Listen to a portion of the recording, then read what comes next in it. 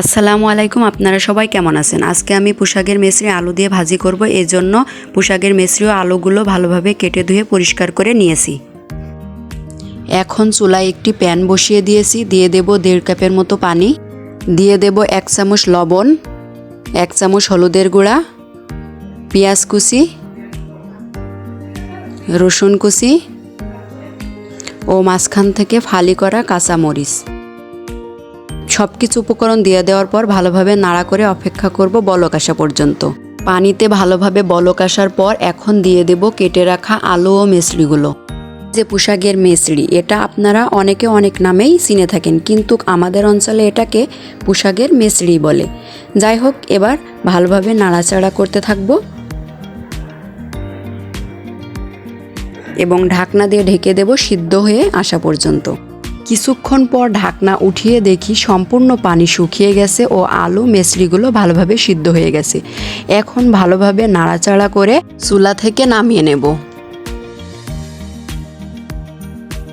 মেচড়ি ও আলুগুলো তেলে দেওয়ার জন্য চুলোর উপরে প্যান বসিয়ে দেব। অপেক্ষা করব গরম হয়ে ওঠা পর্যন্ত। গরম হয়ে এলে দিয়ে দেব পরিমাণ মতো তেল, পেঁয়াজ কুচি ও রসুন কুচি দিয়ে ভালোভাবে নাড়তে থাকবো। এ পর্যায়ে চুলার আঁচটি একদম লো রেখে নাড়াচাড়া করে পেঁয়াজগুলো ভাজতে হবে, না হলে পুড়ে যেতে পারে।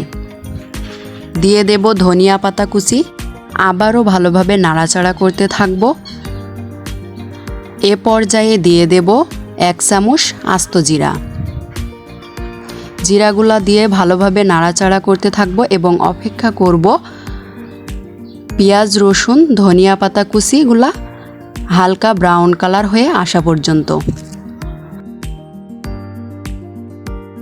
যখন এমন হালকা ব্রাউন কালার হয়ে আসবে তখন দিয়ে দেব সিদ্ধ করা মেচড়ি ও আলুগুলো এবং ভালোভাবে নাড়াচাড়া করতে থাকব।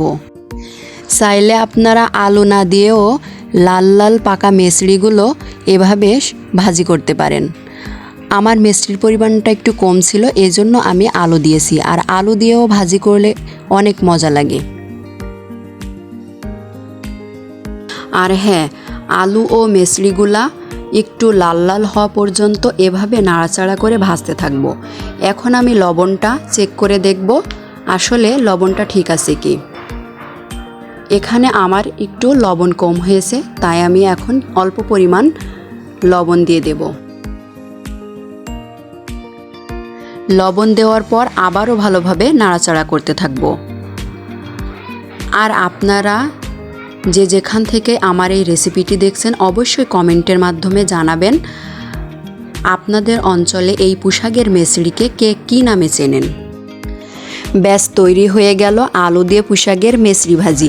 এটা কিন্তু গরম গরম ভাতের সাথে খেতে সেই রকম স্বাদ লাগে। আমার রেসিপিটি ফলো করে আপনারাও বাসায় তৈরি করে দেখতে পারেন। আর আপনারা যে যেখান থেকেই আমার রেসিপিটি দেখছেন সকলেই সুস্থ থাকুন, ভালো থাকুন। আল্লাহ হাফেজ।